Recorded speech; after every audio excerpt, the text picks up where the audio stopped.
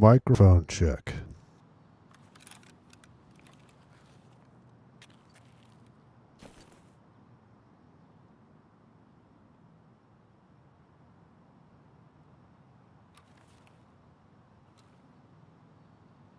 Microphone check.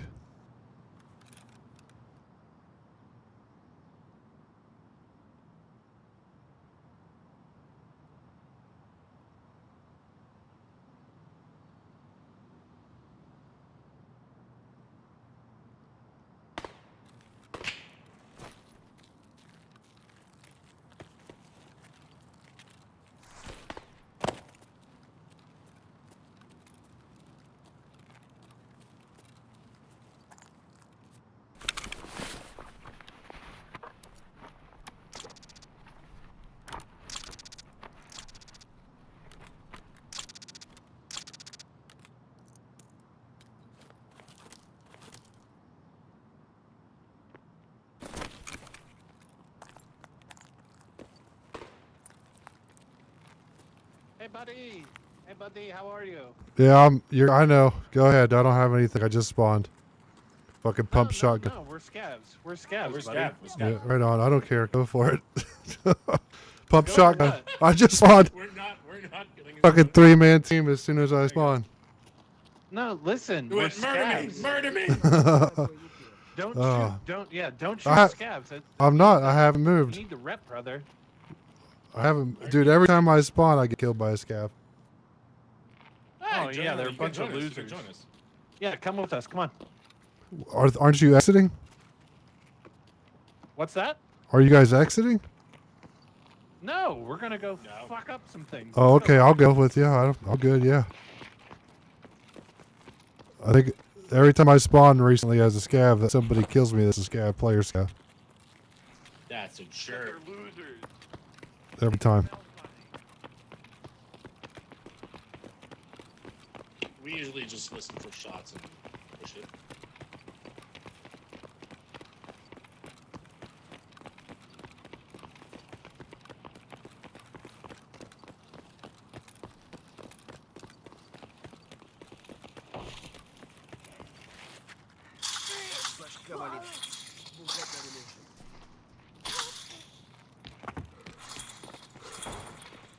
Ah!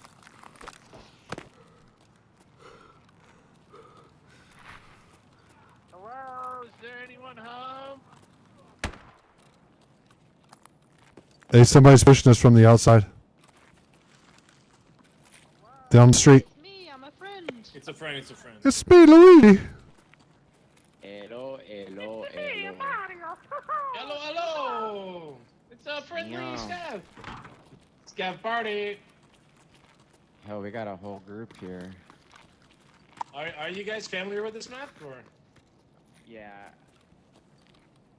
What about you? I'm like Is it- 50, what's up? I'm just like fucking around. Are you Oh. familiar with this map? Oh, yeah. There's a machine gun up there. Do you want to go check it?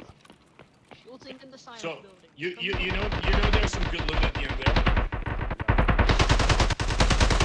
Somebody's on the gun up there.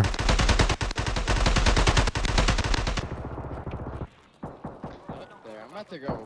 I'm about to go put that guy down. Who's up there? Hey, they're in Terra.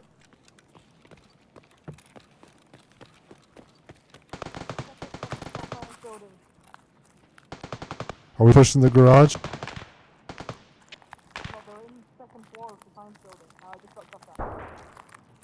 Be careful. No, right. Are we pushing the garage or are they not pushing? Yeah, run upstairs. Go upstairs, everybody. There's a player Scav upstairs that just killed my friend. All right, let's go get him. Let's go get him. Hey, you killed a friend. I got a flashbang.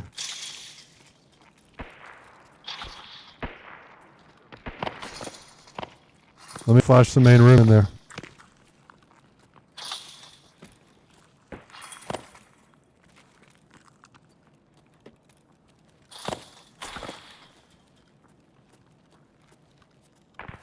Friendly in the hall. Where's he at? Did he jump out the window?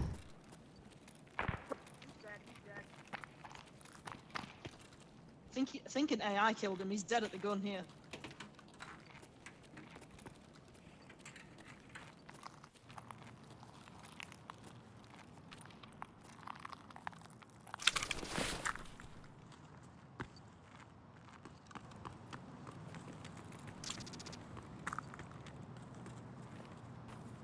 Alright, we're gonna push the lattice building, guys. Hey, one sec. Friend, come. We will wait. Hang on, don't push yet.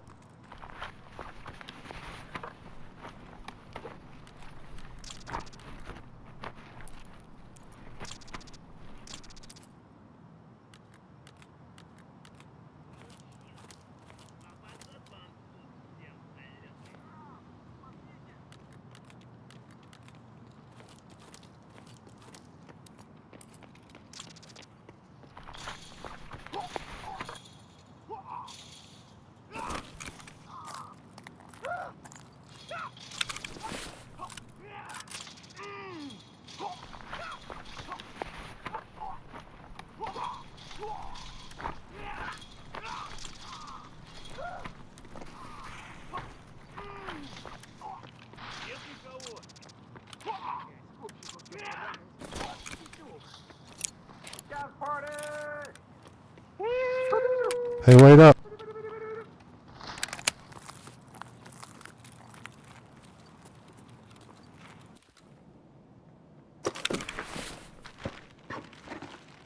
I should get on the machine gun and just close all of them.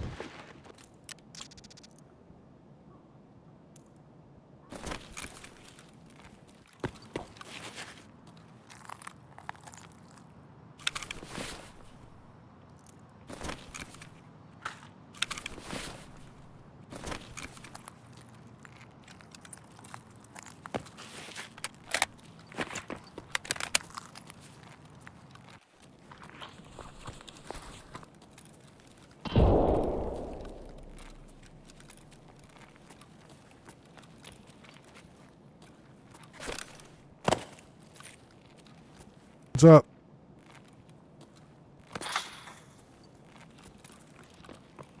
We going down. There's nothing else up here.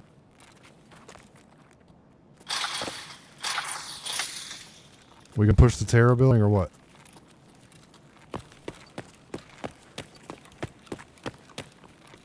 Oops, wrong way.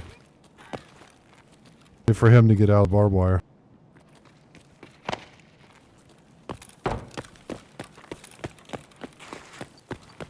They all ran this way.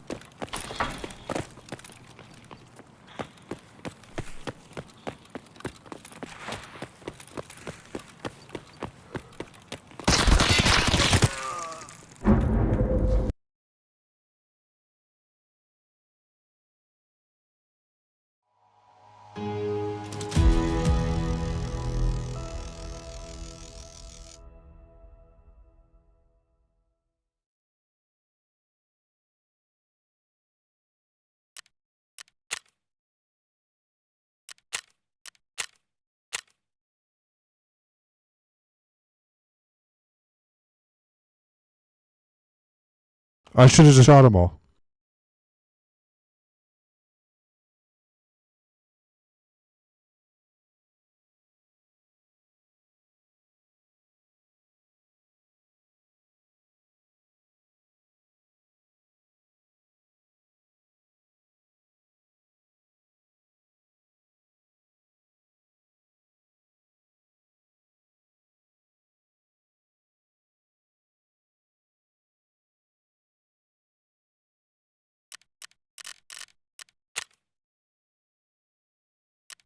Oh, that's a perfect start to the stream. That's exactly what I'm talking about.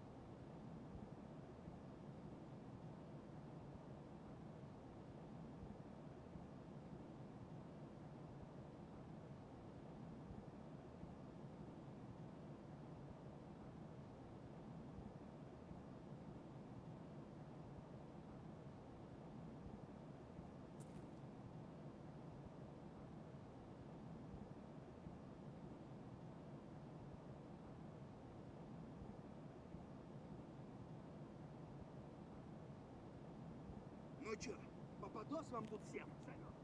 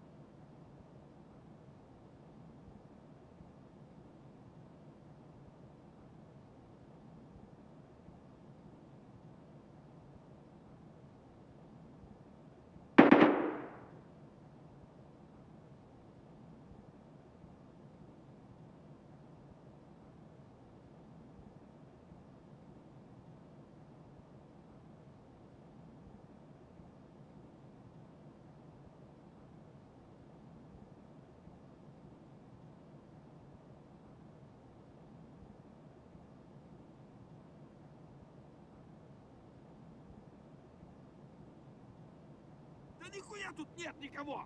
I think I saw somebody to my right.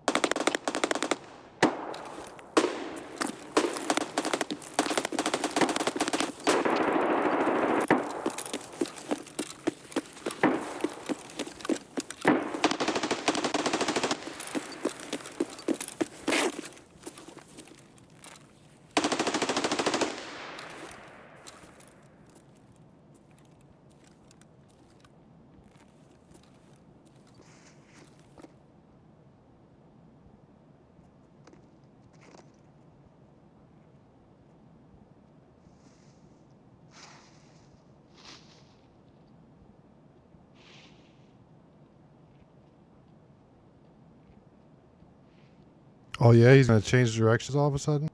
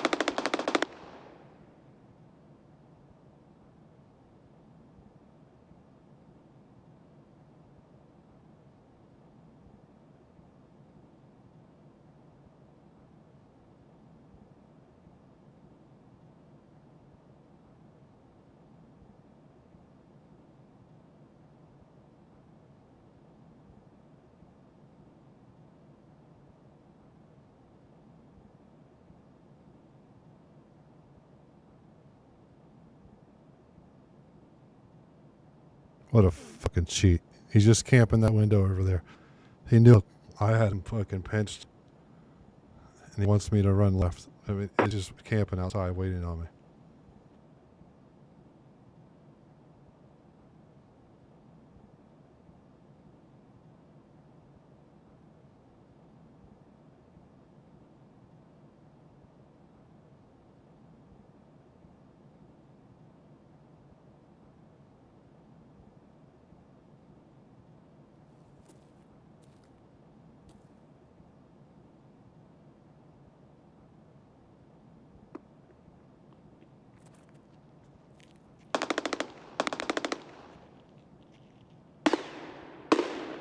Scav just spawned.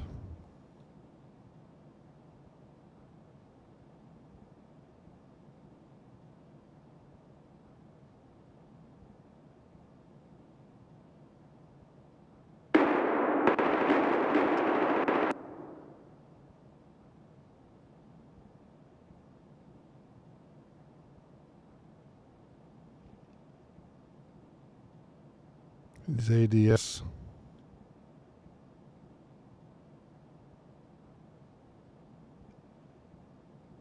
Well, why isn't he moving?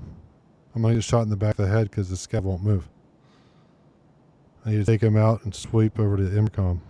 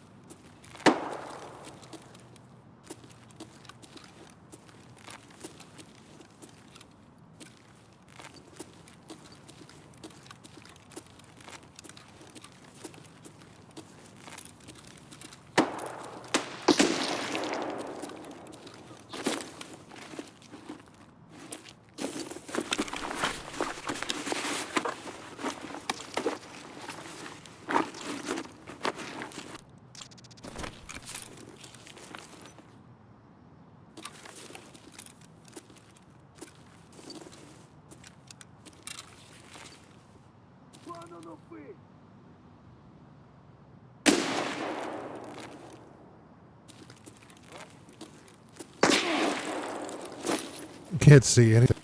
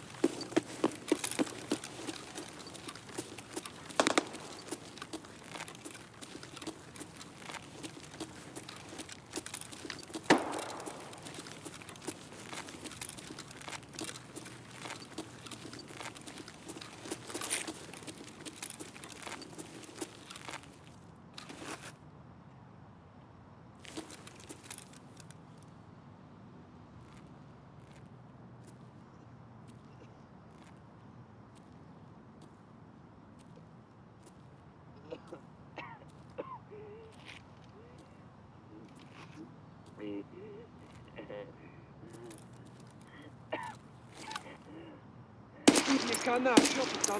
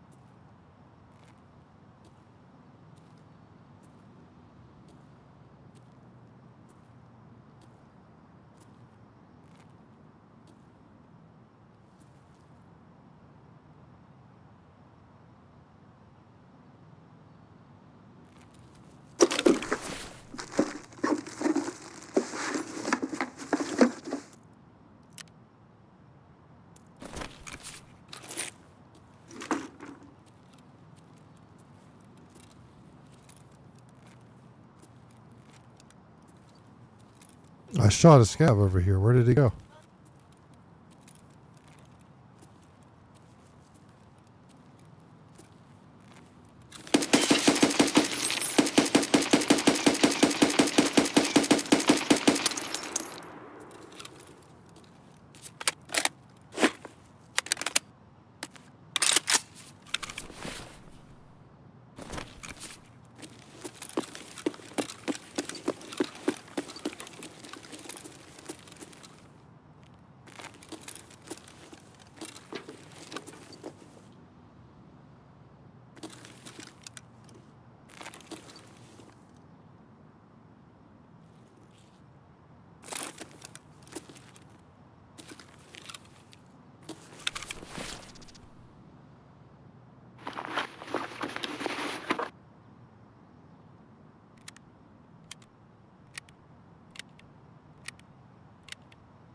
This game's broken.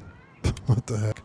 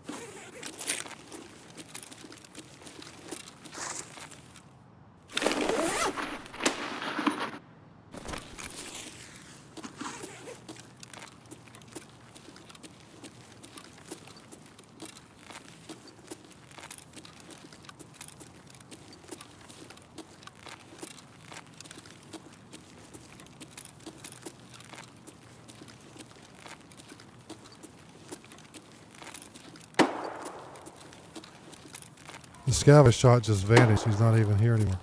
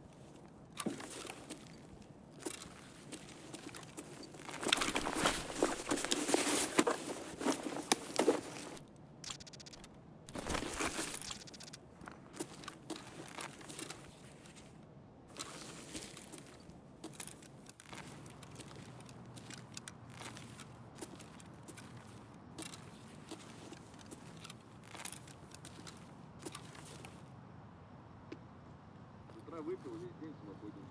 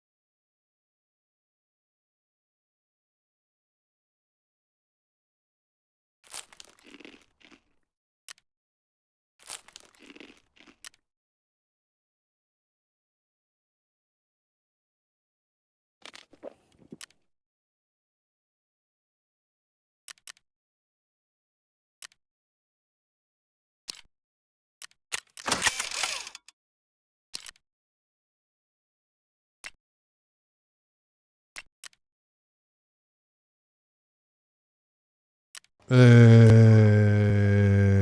what's happening?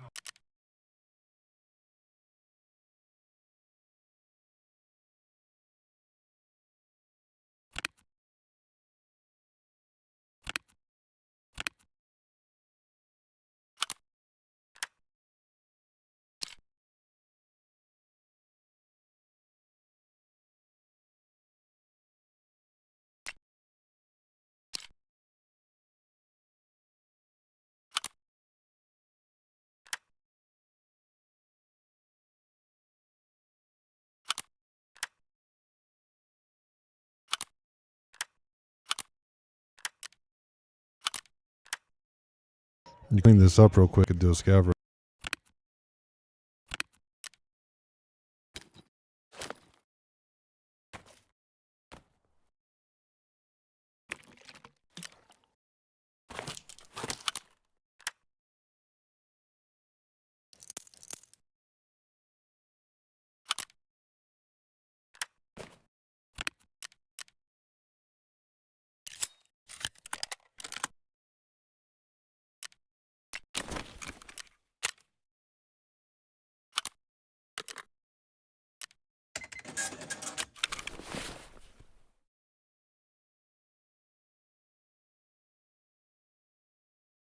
I'm cleaning this up a little bit and I'm gonna run again. I still haven't played the other game yet.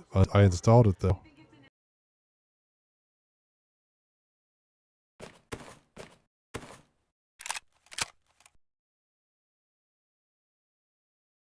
Opachki. Opachki.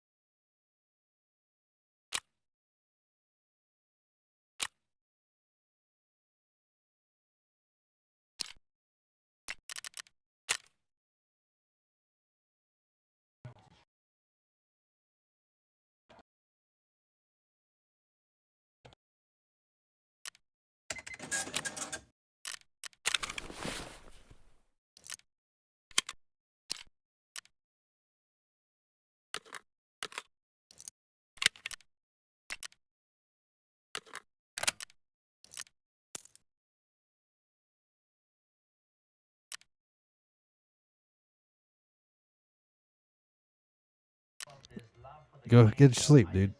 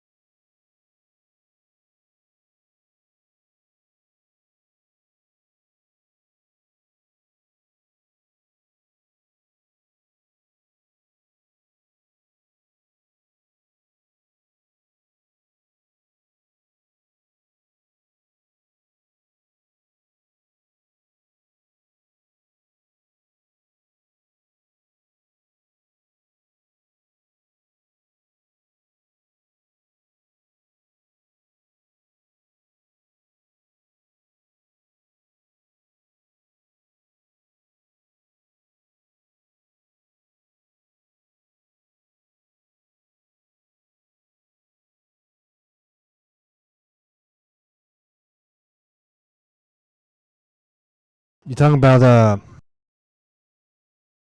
You talking about the dwarf game? The dwarf miner game?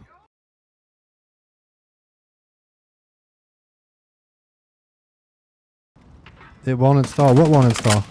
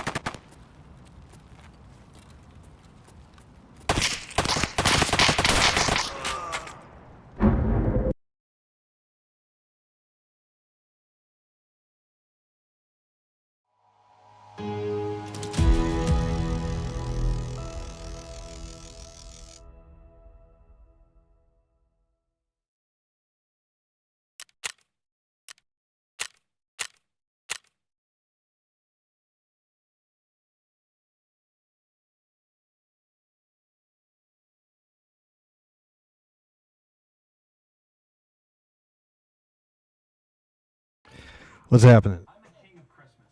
Wait, what? I saw that guy. He looked like a scav with a with a motorcycle helmet on.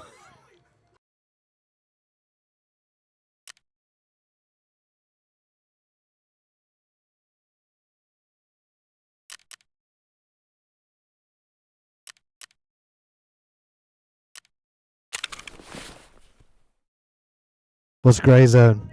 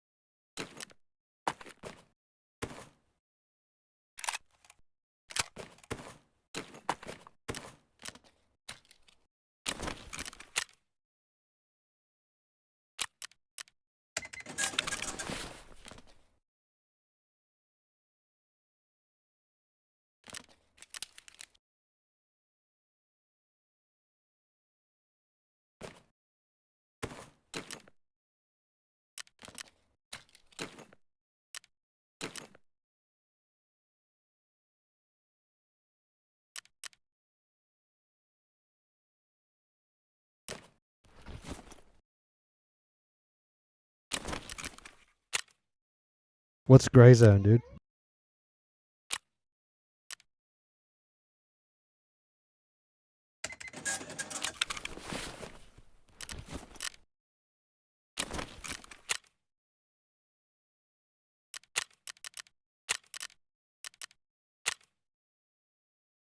Yeah, I don't know what you're talking about.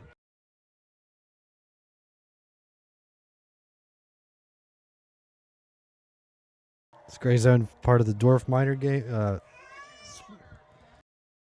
Whatever it's called.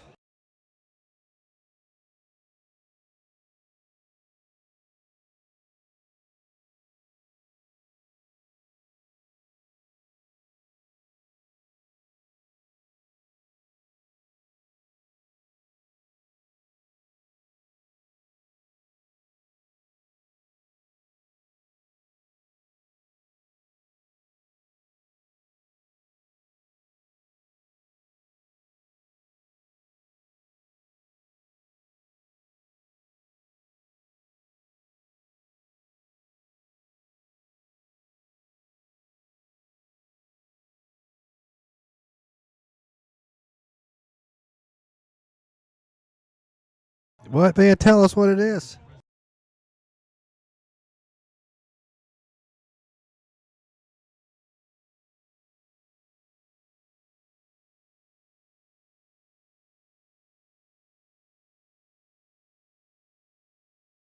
What's the name of the dwarf game? I can't even think of it.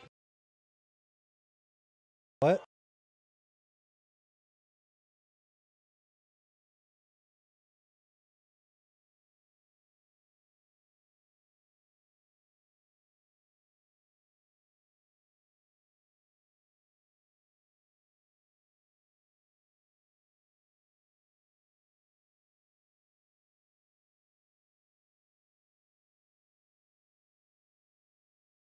Really? Who's making it?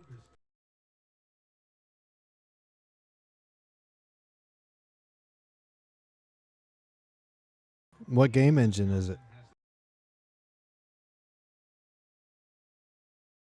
Can you run it on a 1660 Super?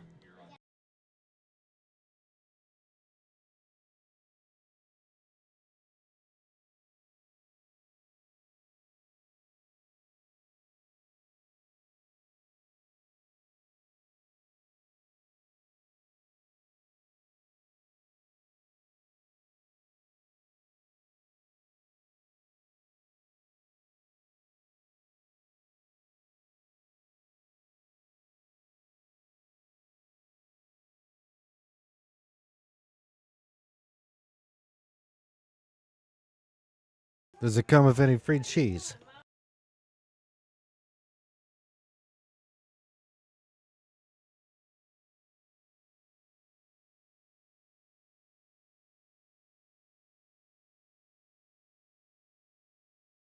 I know.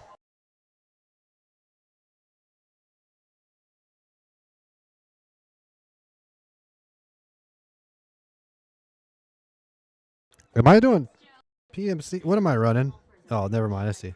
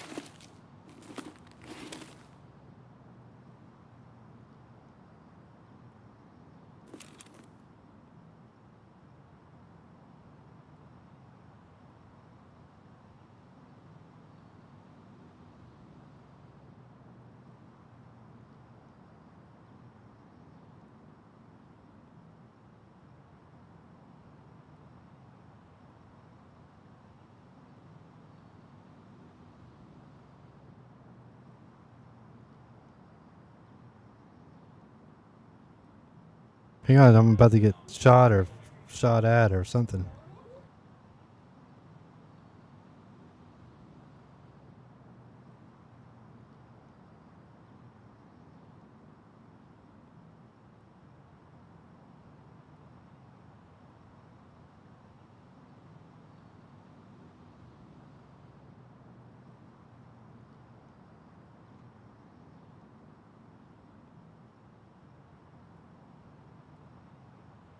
Прямо берцы! Вон он!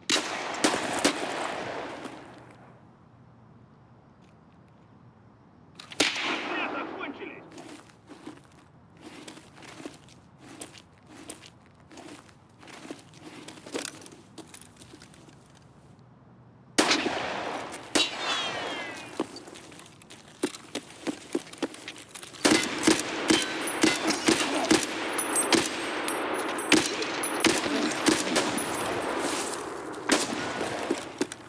Куда он пропал?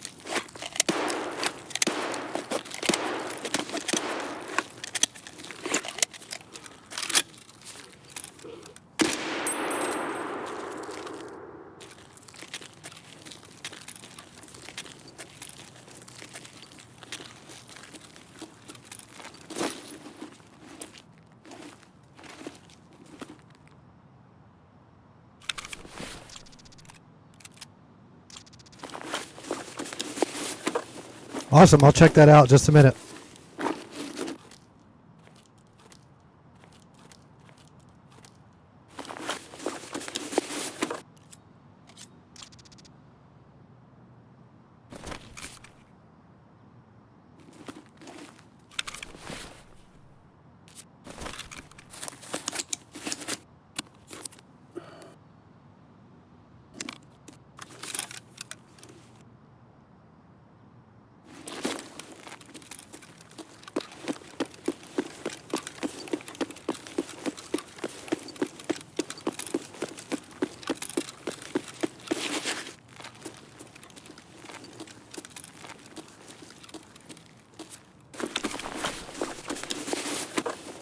What the hell?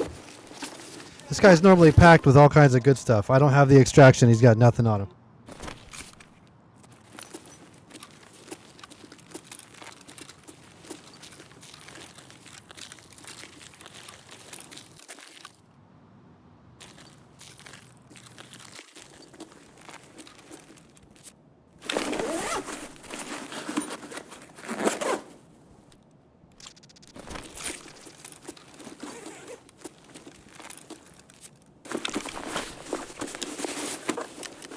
You better hang on.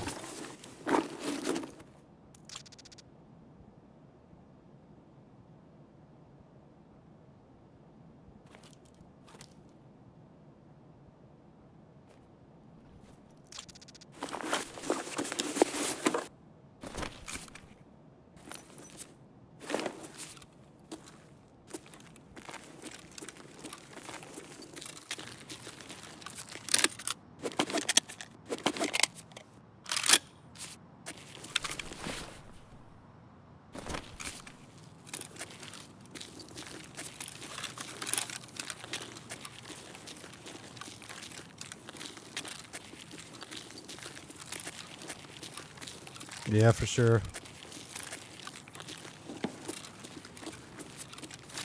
You talking about the hit registration?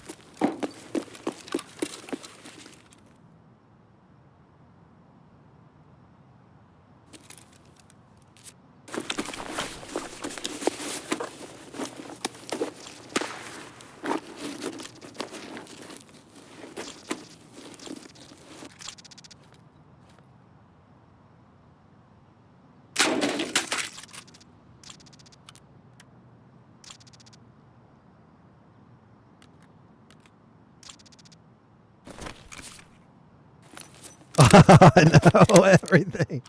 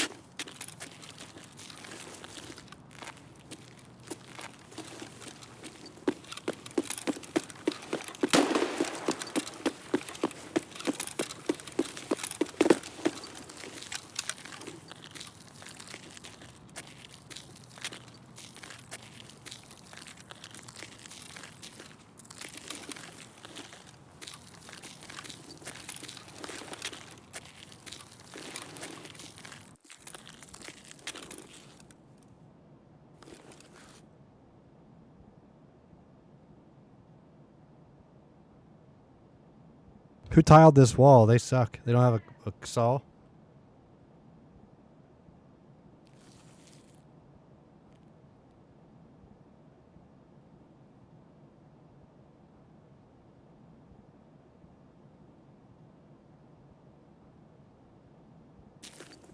Yeah, I know. I'm about to be done though for the night.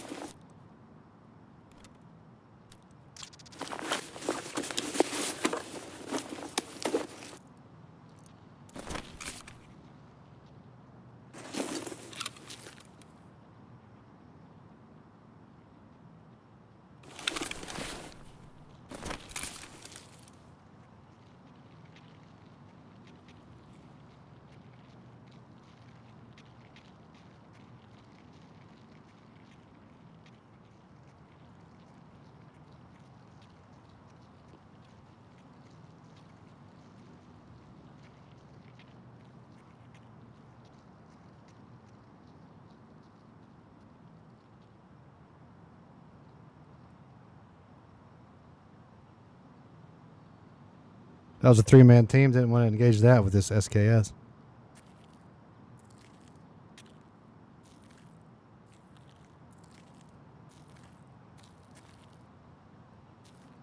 And I almost went down there too.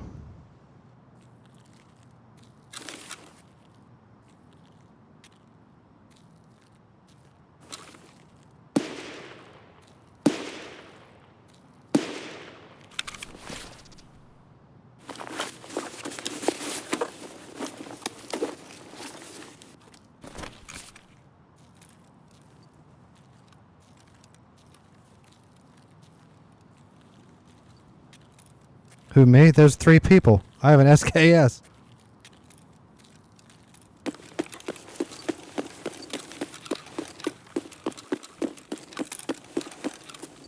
Or you wanted me to play that dwarf game?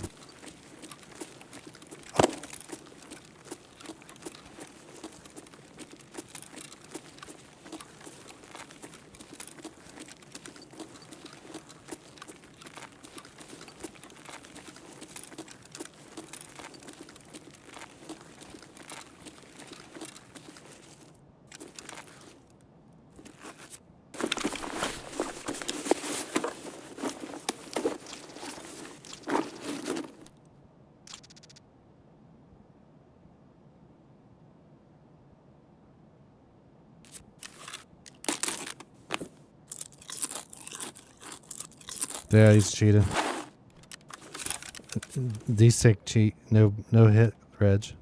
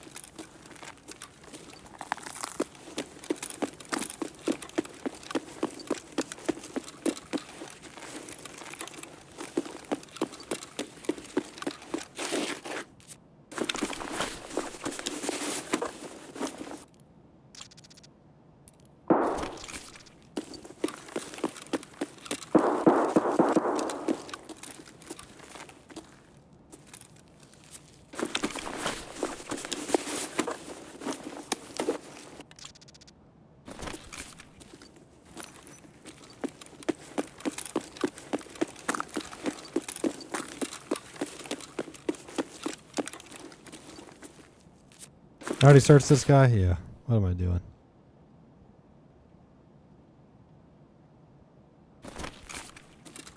Oh, that's right. I gotta leave. I'm all shot up.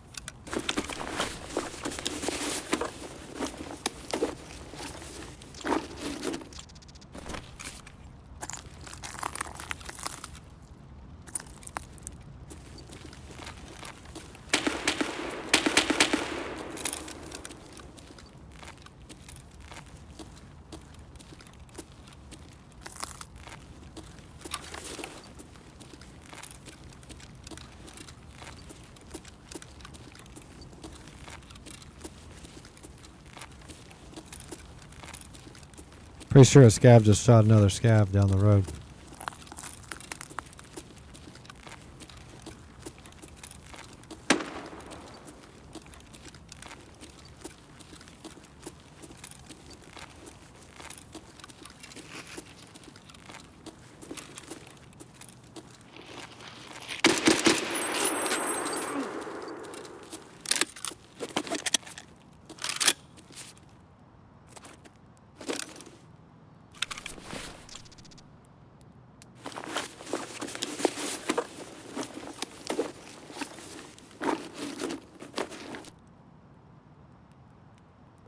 I will.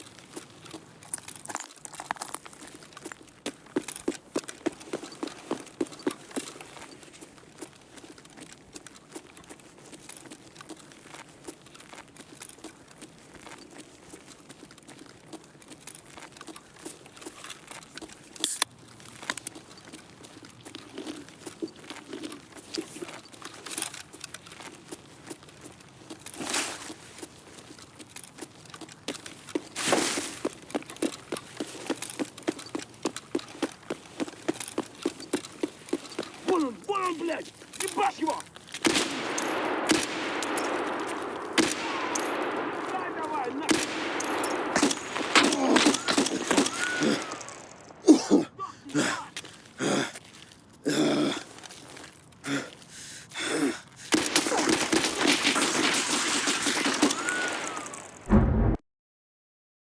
God.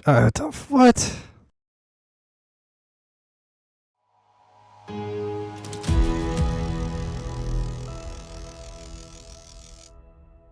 I mean, we know he's cheating. I don't even have to look.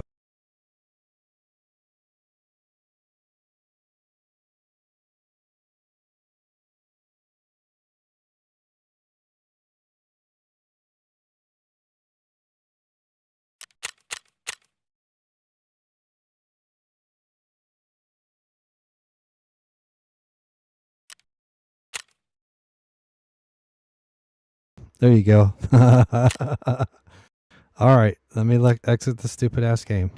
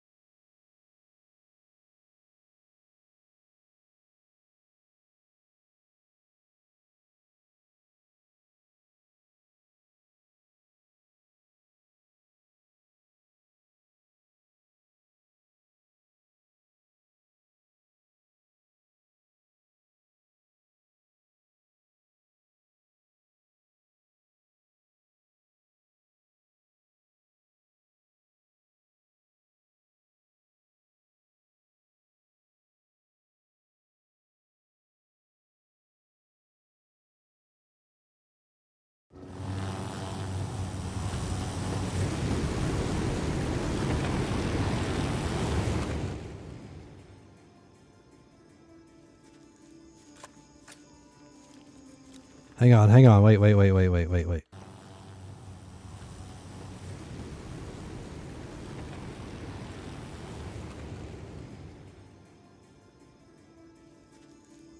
Who the fuck is Madfinger Games?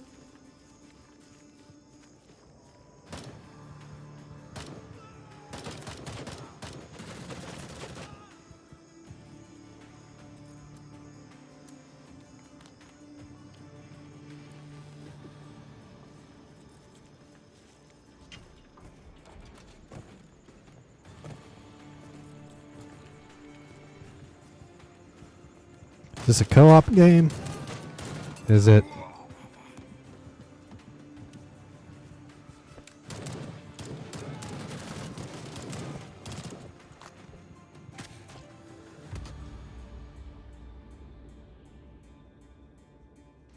I'm gonna check it out. That looked pretty sick. Have this company made any other games before? Is this their first game?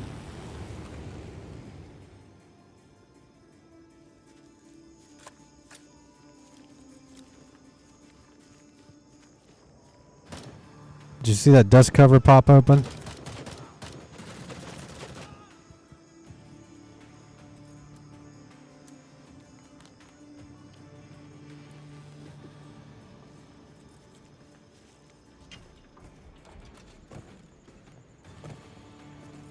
Do they have anti-cheat? When's it being released? How much is it?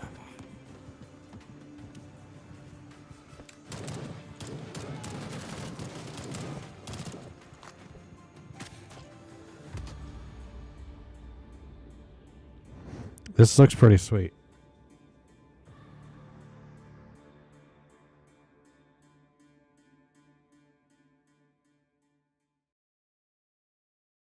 When's it come out?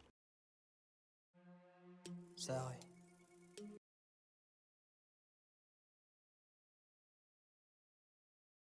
Be, in my opinion, one of the most interesting twists on the constantly evolving subgenre of realism-focused tactical shooters. At first simply compared to everything from Escape from Tarkov, DayZ, and Arma, to Far Cry, Stalker, Ghost Recon Wildlands, or even smaller scale games like Ready or Not or Ground Branch, we finally have an idea of what this game really is. The thing is, basically everyone was kind of right, but no one has really understood, until now, just how unique and interesting this game really is, or could be. A couple of weeks ago, I and many other content creators were invited to sit down and take a dive into Gray Zone Warfare with the head dev Mara, the CEO of Madfinger Games. I'm not gonna lie, prior to this meeting, not much of the game had been shown, and while they had absolutely piqued my interest with the trailers, I was ready to sit down in this meeting, get shown a slideshow of screenshots, maybe a short gameplay clip or a new trailer, alongside a quick rundown of the core gameplay mechanics, and the devs would send us on our way with an embargo date. What we got instead was not only unexpected, but honestly quite funny. Essentially, we sat down and Mara, in his lovely thick Czech accent, goes, "Okay, so you guys know that Scam game the day before?" Honestly, really chuckled. If you're unaware, the day before was one of the most anticipated video games defining zombie MMO, which, after quietly showing zero gameplay to back up its promised claims, released as possibly one of the most underwhelming and borderline criminally low-quality excuses for a game that I've ever seen. And the studio shuttered just days after release. Long story short, it was a glorious dumpster fire, and I'm sure that many, if not all of us sitting down at this meeting, had exactly that on our minds. Please don't let Gray Zone be like this. Sometimes sometimes that's what happens. Not mentioned at Sometimes all, you can't get anybody to help, you can't get anything done, people flake out on you, and you fail projects. Kind of piss Mara off. Indie devs already have it pretty tough. They have to prove to the industry that they have something worth investing in, and when the biggest, most anticipated indie project in years turns out to be a scam, that is gonna hurt. Not a Anyway, zombie Mara popped into game. the meeting and right off the bat addressed the elephant in the room.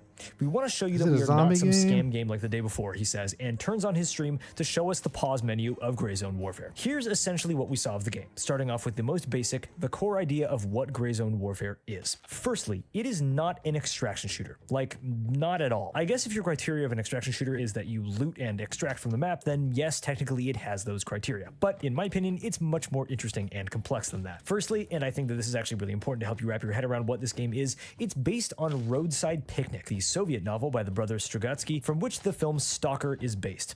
Yes, that Stalker. Basically, the novel was written in 1971 and describes stalkers as people who illegally navigate the forbidden zones, which were visited by extraterrestrials, in order to collect artifacts. The film Stalker, also written by the brothers Strugatsky and directed by Andrei Tarkovsky, follows loosely the same ideas. Stalker, the film, was released in 1982, 4 years before the Chernobyl disaster. The word stalker, taken from the book and film, was appropriated by the urban exploration community, and people who venture into the zone at Pripyat to this day still call themselves stalkers. Did you guys know they blew that power Stalker plant up on wraps purpose? the eerily similar fiction and reality of the Chernobyl disaster, the book, and the film into an open-world survival shooter, which is largely responsible for popularizing the subgenre and remains wildly beloved to this day. So, Gray Zone Warfare is based on that same They book, kept not on the pushing- movie you gotta Stalker watch and the not on Ch- the game Chernobyl Stalker. I want to make that very on, clear because they are not the Netflix. same thing, but it will help you organize in your head the kind of ideas the core of this game was formulated on. The zone in this case is the quarantine area on Lamang Island, a small country in Southeast Asia based largely on the country of Laos, according to the devs. After Wonderful. a mysterious event wreaks havoc on the island, the UN blockades the area, forbidding any one country from sending military or humanitarian aid into the zone for fear of an international conflict. PMCs, or private military companies with morally gray motives, set up bases on opposing sides of the zone, all sending operators towards the epicenter of the disaster in order to take control and hopefully score big on the secrets found within. The lore is much more complex than that, so check out my lore video that I just posted if you're interested on the deeper aspects of that. What this means for how the game works is, you pick a PMC, one of 3, and you are stationed at one of these fobs on each opposing side of the zone. Again, I can't show you the imagery that we saw, but there were 2 sort of at the top and 1 at the bottom. They I'll weren't watch exactly that next. equidistant. Scattered around the edges of the map were a number of LZs. Or This landing is zones. awesome This so is how you far, get man. in and out of the map. I'm- Hop onto a little bird, which will take you to an LZ, then go out, complete your mission and whatever, head back to an LZ, call the little bird, and wait for it to pick you up. There's no limit to the amount of time that you can be out on the island, but the longer you're out there, the bigger risk, of course. The only way to secure gear that you have on you out on the island is to take it back to your base, which cannot be raided by opposing teams, by the way. A little further into the jungle from the fobs are a bunch of small settlements or towns, and then at the center is the deep jungle, with Ground Zero, the site of the event, at the very, very middle. The only things actually marked on the map were the names of the settlements, towns, or military facilities. We could also see the location of the 3 bases and the LZs that each team will use.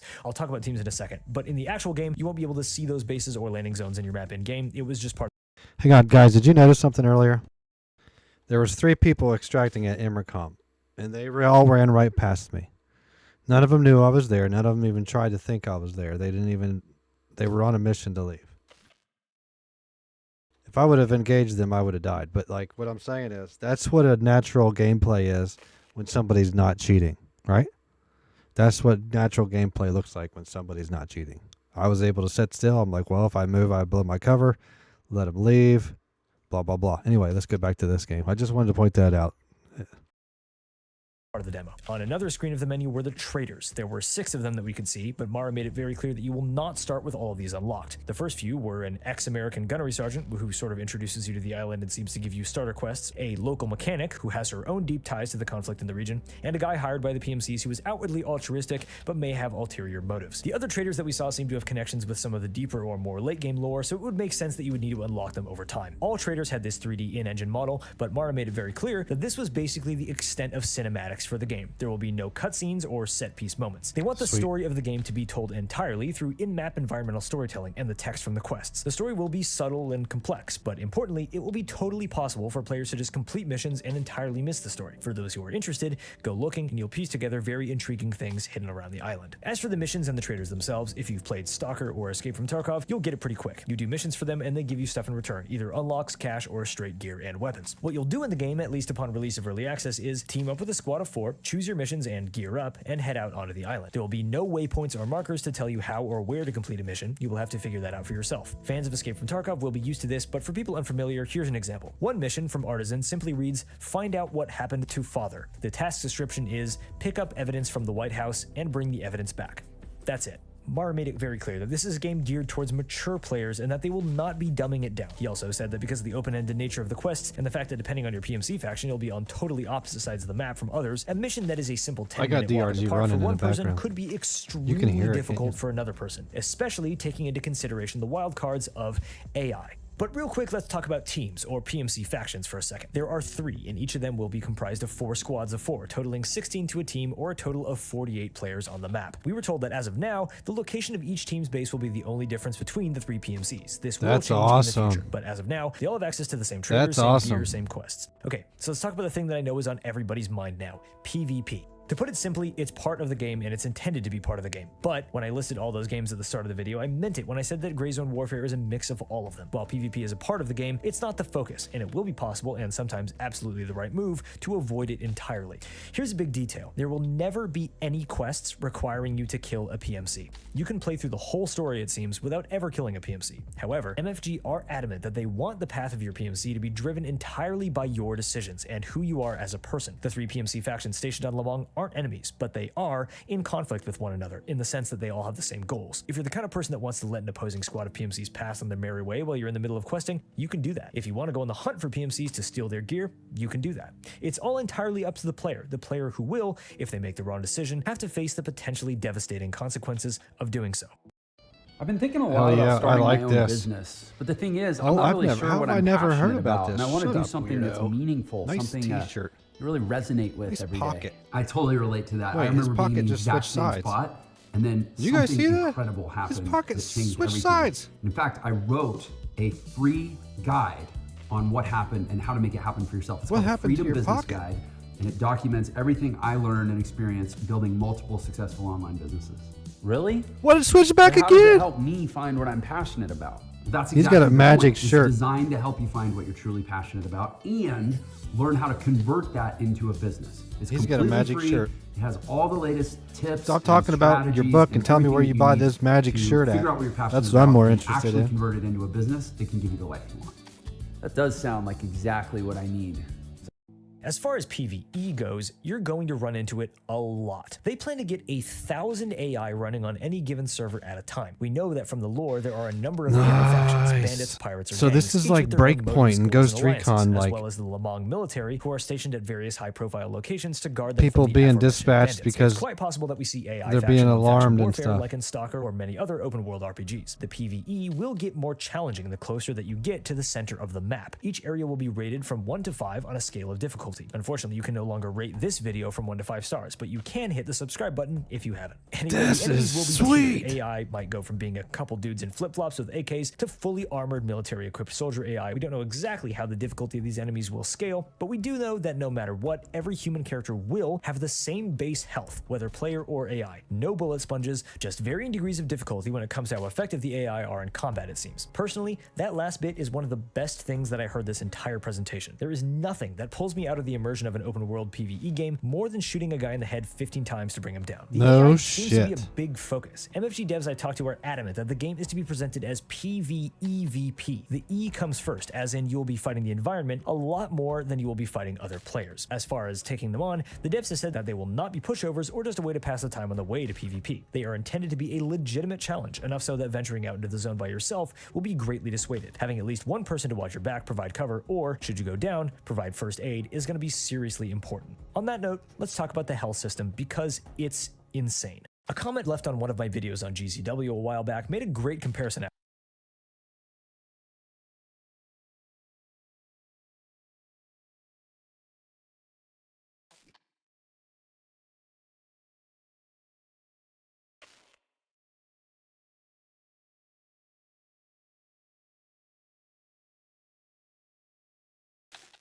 Disaster Duo.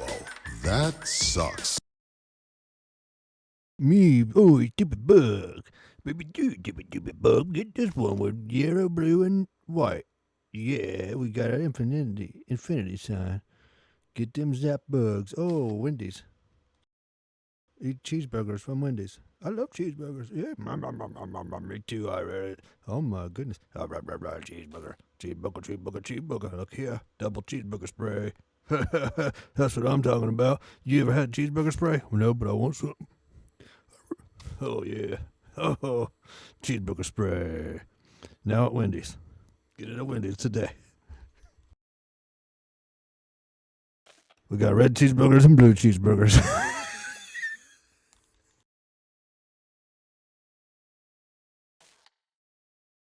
Zone Warfare just gave us some new intel about what kind of gameplay and features we can expect. Would you guys rather with just the early what? access release, as well as the full version release down the road? They kind of snuck this under the radar by making a post to their Steam page listing a bunch of new info. So in this video, we are going to dive into every bullet point that they mentioned. I'm super excited for this game. Of course, I love the realistic style of gameplay, all in a jungle setting with extraction elements, missions, looting, and all that character progression stuff. Everything that I love seeing in a video. They also have vodka. Days. If you're new to my cream. channel, I do have a focus on extraction shooters where I make guides, story-driven content, and daily live streams all here on YouTube. So if you're into that, make sure to drop a sub for more content. Now let's dive right into the intel, starting with things that we can expect from the early access, and then we're going to dive into the expectations for the full release. So first up, 3 distinct PMC factions supporting up to 48 players in total, with a maximum of 16 players per faction. That leaves you 32 enemy players on the map that you have to compete against, which is a pretty small number considering the grand size of the map for Le Mans, which we'll talk about in a second.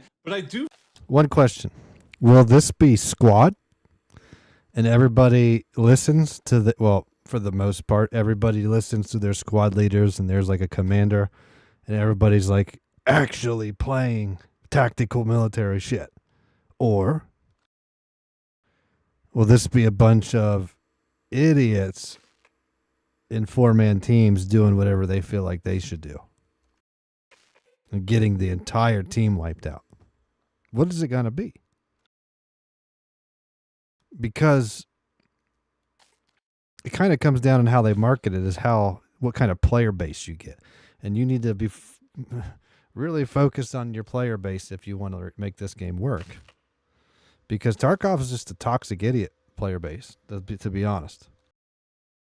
I do find this part interesting. So Gray Zone Warfare is an open and persistent world, meaning that players load into the game and are out on that server for their adventure. But that also includes all the time spent talking with traders, selecting missions, and just connecting with other players in your base. So players are not back at the main menu. I also think it'll be depending on the server. Into the game, but rather they're selecting a server and then doing everything from within that server in the persistent world. So given the large scale of the map, coupled with the 16 player size factions, and taking into account that players won't all be out on the map at the same time like they would be in an instance style of game, I get the feeling that PvP will truly be a secondary thing. They talked about this. We talked about it in our previous Gray Zone Warfare video. This is a PvEVP game, not PvPvE. So the PvE is a very big aspect of this game and is of the utmost importance, as it seems. And this really does reinforce that as well. So next up, we have the expansive 42 square. Hold up, pause. Do you know what I'd like to play before we go on? I would like to have my own server and just play a 16-man single army versus the whole map. So you don't have to worry about somebody PvP cheating across the map and ruining the entire game. Everybody is co-op 16-man team going in to see how good you can do. That's how I want to play this game.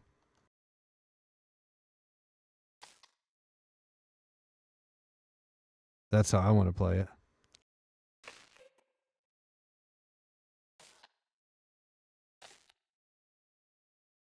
Or everybody that's that has access to the server is somebody you can trust or whatever, who's, you know what I mean? And so you could have 42 players, but everybody knows, hey, don't PvP. Let's all try to take this shit out, but in 3 different units, right? 3 different units approaching the map. That sounds awesome. I do like PvP though, but I'm to the point now where I don't like PvP because of cheaters, and I'm kind of like, when is the game coming that doesn't have the cheaters doing the PvP?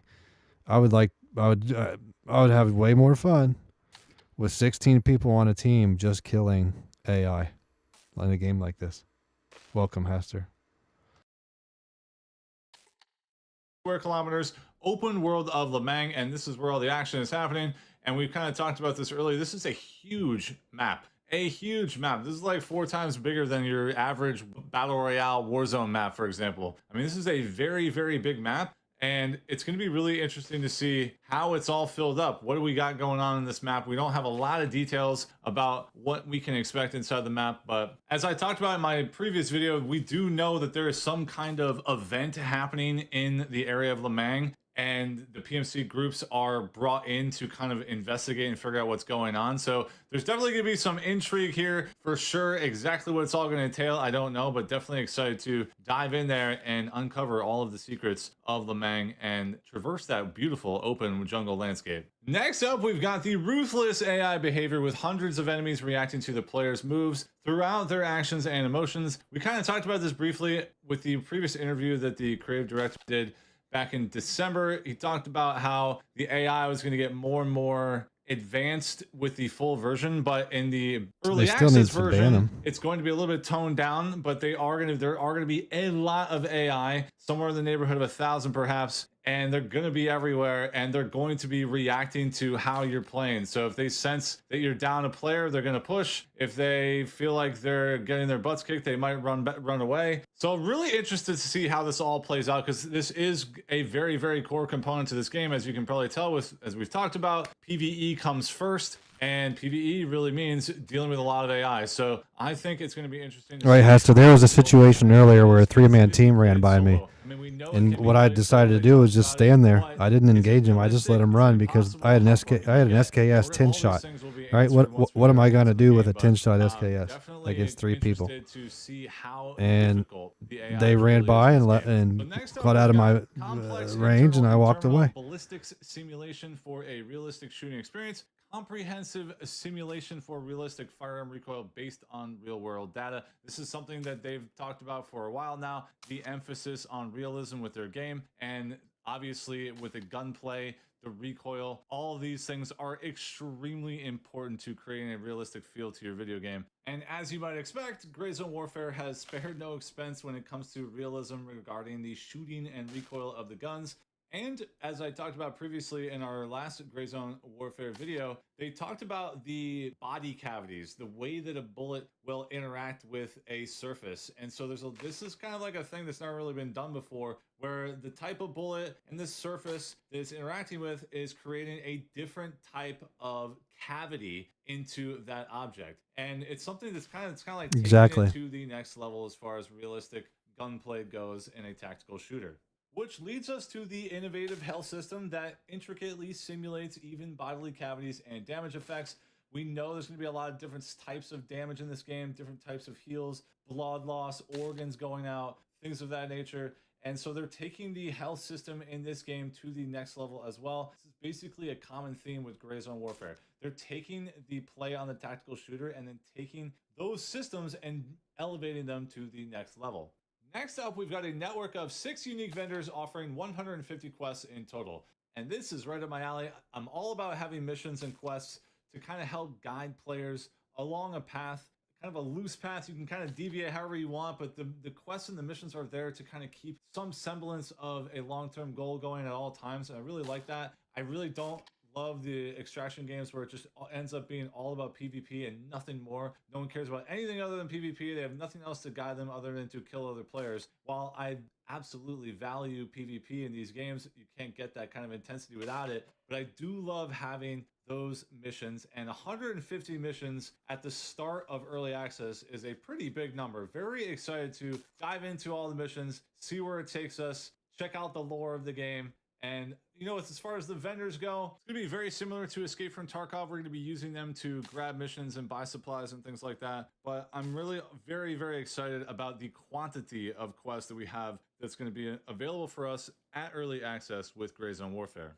All right, next up, we've got the weapons. So 8 highly customizable weapons with over 400 interchangeable parts. Obviously, that's a lot of parts. And also, that's a low number. It's a lot of parts. You've got to assume that 8 is also including sniper rifles, pistols, SMGs, maybe.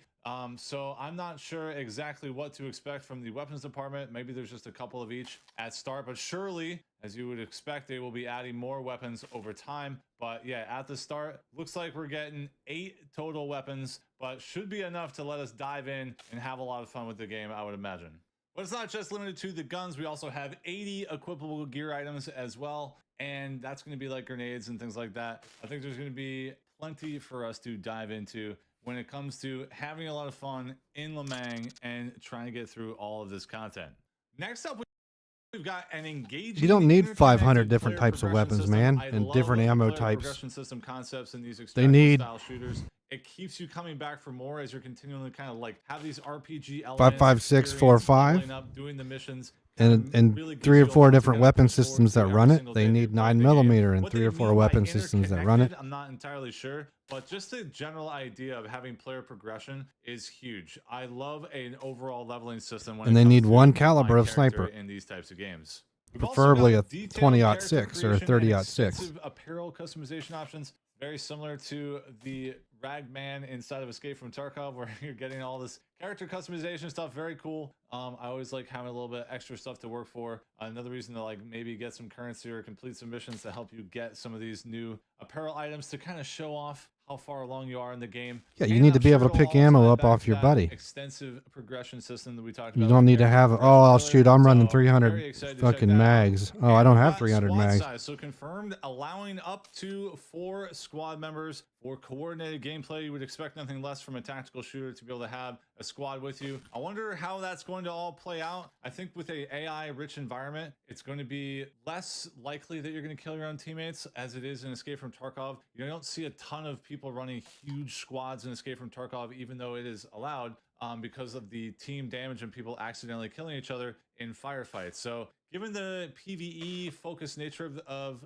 gray zone warfare, it is very possible that 4-man squads would be very, very plausible and easy to manage. But, you know, we'll have to see how it plays out. Once again, as I said before, very excited to try this game solo. I'm a big solo gamer in these types of games, so really wondering, is it even possible to complete some of this stuff solo? We'll find out, but we do have a squad size capped at 4. That kind of leads you nicely to the integrated social features, including friends, VoIP, and Messenger for enhanced player interaction. So this is really good to know because you can just queue up solo into one of the servers and then meet other players.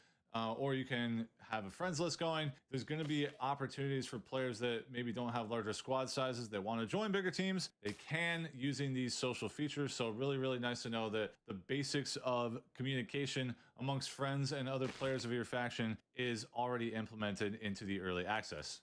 And that is it for the early access bullet points that we have. And that's a lot of juicy intel. Some of it brand spanking new, some of the stuff we kind of knew a little bit about, but very, very excited to see kind of what they've given us here. And you know, they're going to be continually building on what they have so far. They have a final vision, I'm sure. And they've given us a hint of what some of that is going to look like with the full version bullet points. And we're going to go ahead and take a look at those. And they've also released this in this Steam page post. And we're going to start with a complete map featuring all locations and diverse biomes. I would like to have a 16-man team. A lot of extra points of interest that they want to add to the game that may not be available at early access. Diverse biomes is really interesting. It kind of represents like different kind of feels, not just or at least like 10 or 12 with a couple, very, you know, you get a couple randoms in there. Is going to include, we know, as we spoke earlier, that there's probably going to be some unknown areas that maybe we don't have access to in the early access that kind of have that large lore potential for the final version.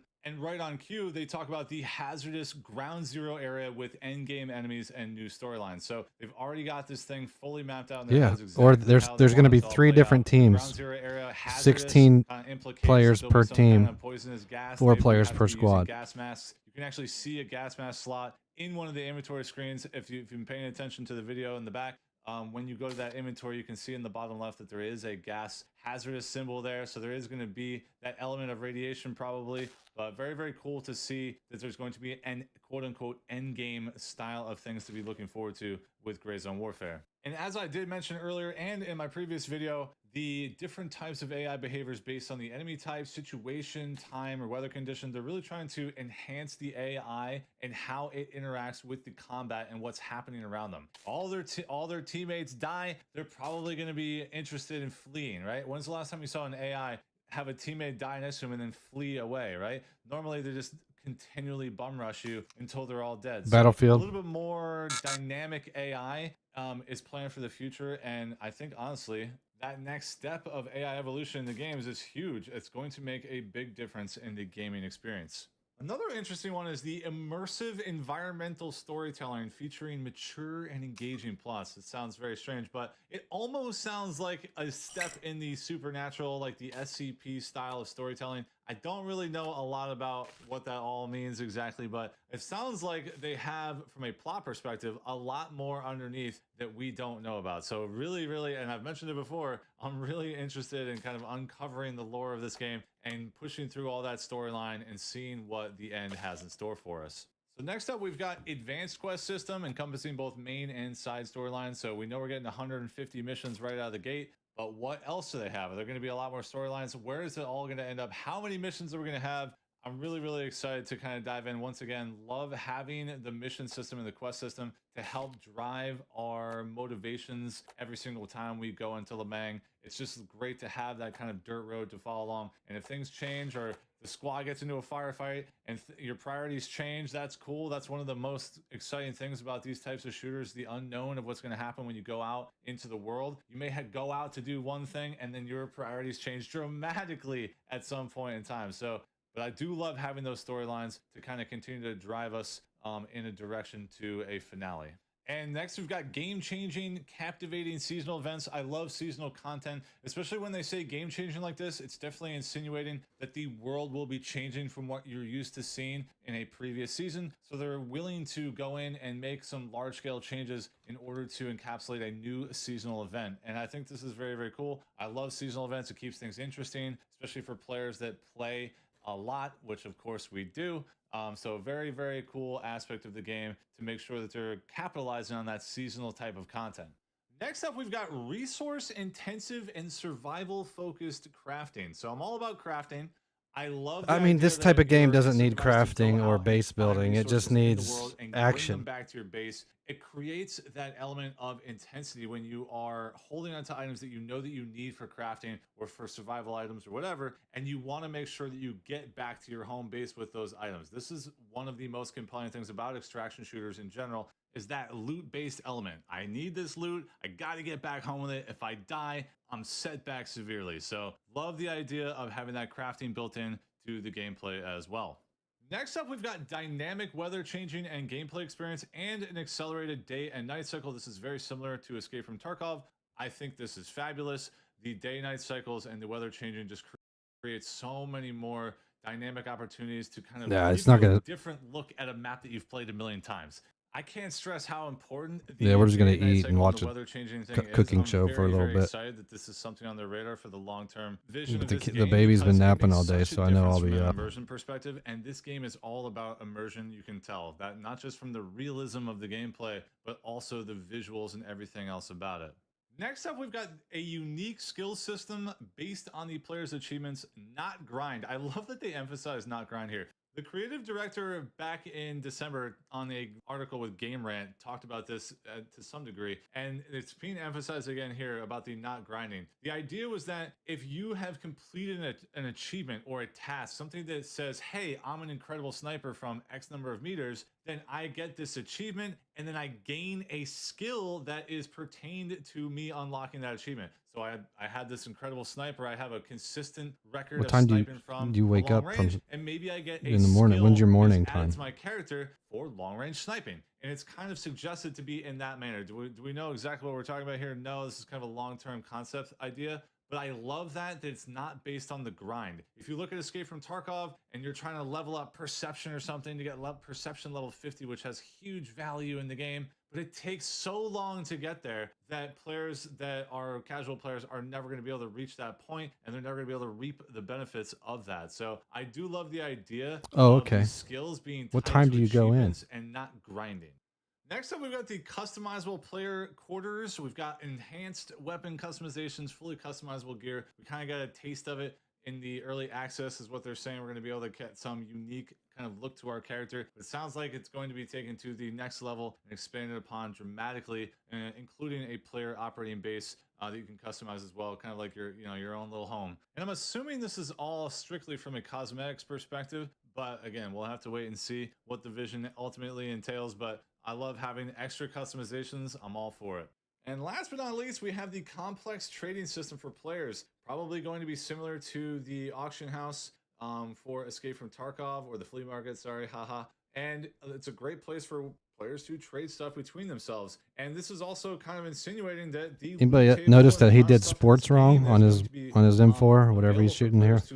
Watch when he does sports. He pulls it, releases, then observes, then taps, and then ADS. He does sports wrong. It's fucking sports. Follow the steps. I need, and I get excited more so about some things than others. And when it comes to looting, it's Slap. kind of like that experience of Pull the charging handle back. scratching off a Look lottery in the ticket or chamber from opening the up a side of the box, you gun. don't know what's going to be Release inside it. and all of a sudden, boom, you hit something that's of extremely high value and you get really, really excited. And then all of a sudden that intensity and heart rate starts to elevate because you know that you really want to extract this item. It may be worth a lot. You maybe need it for your own base, whatever the case may be. Here it comes. He's getting ready to do it. Ready? Insinuating a really robust loot table. And He pulls the charging handle back, lets it go, looks at the side of the gun, and then taps on the...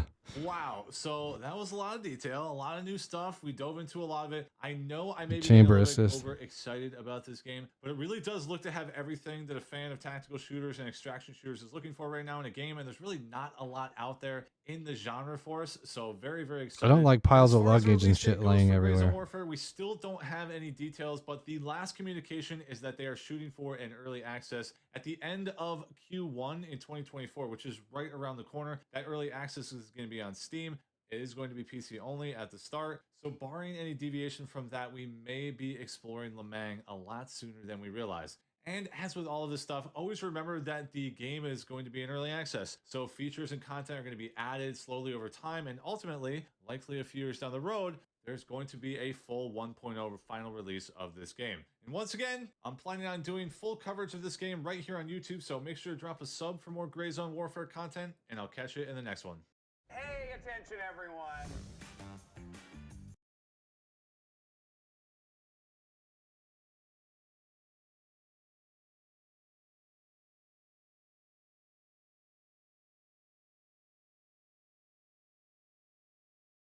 Steps. Find the artifact and extract. The first playtest was a success. Biggest question I had from those videos was, will you play this with friends? Yeah, I will be bringing this and this. Second question was, how can you play this yourself? For all of that information, join the devs Discord. Now, sit back and relax as you're about to see the best round I've had in beautiful light. Okay, while editing this, I can hear the fear and panic in our voices. I'm pushing in on the other side. He's down, I got him. I thought we sounded super tactical and cool while playing, but yeah. Okay, enjoy. Are you guys ready? We're ready. Whose turn? Do the wiggle? Damn, I was muted. I'm sorry. Hello? Olof is this one then. Yeah. In the middle. Right, sweet. Are you guys ready? Couple minutes. I gotta go. I'm gonna go here in just 1 minute. Let's go. This is so freaking cool, man. Love this setting. Yeah, the burnt forest or the dead forest, whatever it is. Yeah. Awesome. Oh, look at Is that you, Captain Price? Yeah, it's my son. I don't know. That was No, my perfect. Wait, no, the new Price isn't Scottish. Oh, he's not. Is the old one Scottish? We're all a little bit nuts, aren't we? Yeah, he's Scottish. He's not Scottish. What are you doing to me, Fist? He's from London. London. Dude, look at this little anomaly just walking on its own right here. How cool is that? Go over and punch him in the chin. So. Oh wait, melee in them. Oh no, I bet it won't, will it? Oh my god, now we're fully exposed. Fist is getting away. 96. This means we might be. I had all my trust in Olof right there. Did you see that? So, I missed several bullets though. Let's beeline it to the village. I want to have a fight here, dude. Oh, we have an anomaly to the left. No, just trees. Just ignore them like you ignore your problems and they go away. Yeah. Love it. I do that every day. Look at that. The fire, dude. Mm-hmm. Imagine if you could get up there. Up on the roof? Upstairs, yeah. Alright, where are you? Never heard of him before. I can hear shooting.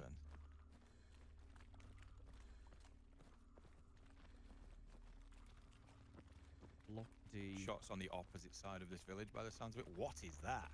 What is this? That is so creepy. Look at that. Ooh, how you can get up there. The way the light hits that. Look at this for a sniper spot. Oh, that's so good. Can I squeeze through here? No. Anomalies in the middle. Rog. Roger that. I'm just assuming you guys are behind me now, right? Yep. Rog. That's a pretty sweet Rog, channel. Dude, Rog. Rog. Squeeze through here. This is Oh, boo. Hey, guys. I'm gonna go for now. I'll be back later. And this is how you can sell us. I'm not sure exactly what time. Visit Carvana, enter your license plate or VIN. But I will, I got the game loaded. I'm really excited to play it too. I wanted to play it at the same time you were playing, man. You got me the game. Alright, I'm gonna push up in the woods here. If you guys coming with me? You see them? Okay, I'm with you. I'll run through the building here. They were in the bush right here. Wait, who's in the building shooting at? That's us. Alright. We're behind you, Fisk. We're behind you. I'm pushing up. I saw one in this bush right here. Oh, okay, sweet. Keep an anomaly. Can you do it on a TV? I'm sure I saw someone. Are you shooting at But yeah, I'm gonna go watch. It's the Tournament of Champions. It's a cooking show. I don't know. I like it. I like cooking. I like food. I'm jumping. We are down in the village. And we watch it. We've been watching it, so we eat and watch the show. It's a kind of a thing. Yeah, I nearly started blasting then. Where did he go then? Dude, I'm sure I saw someone. Maybe it's the few. I think tomorrow's rain too, so I'll probably be doing quite a bit of gaming tomorrow. I'm out of stamina. You winded me by making me panic and sprint everywhere. I winded myself, man. But just keep an eye open.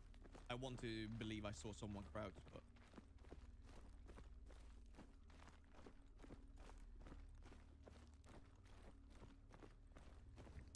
Yeah. I'm going around this way. Oh. Nice. The link to this video is in the side chat. I'll let you guys copy and paste that if you want to finish watching it.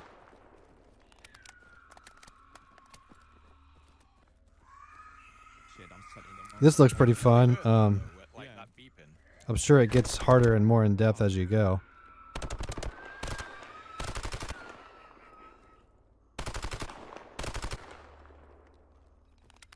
Yeah, I heard that beeping right there.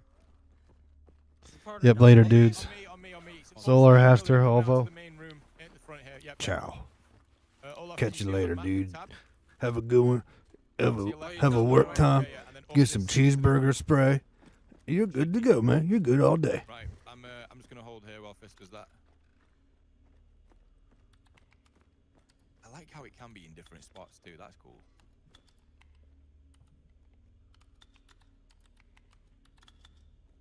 Watch you typing. Fisk gonna put you under pressure on the floating laptop. Pressure.